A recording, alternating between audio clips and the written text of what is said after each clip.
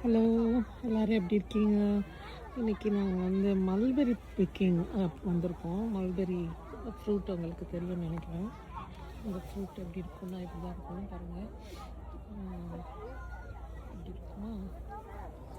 So இது வந்து yearly once தான் இது சீசனு அமெரிக்காவில். ஸோ இங்கே வந்துட்டு இவ்வளோ பேர் வந்து பிக் பண்ண வந்திருக்காங்க பாருங்கள்.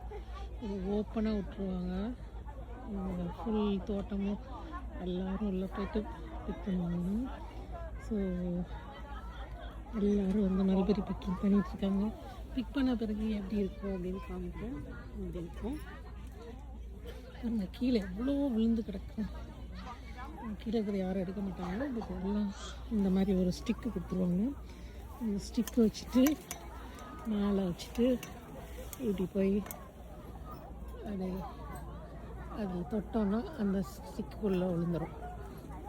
அது விழுந்துடும். அவ்வளோதான். அது பிக் பண்ணி அது சாப்பிட வந்துட்டோம். தேங்க்யூ.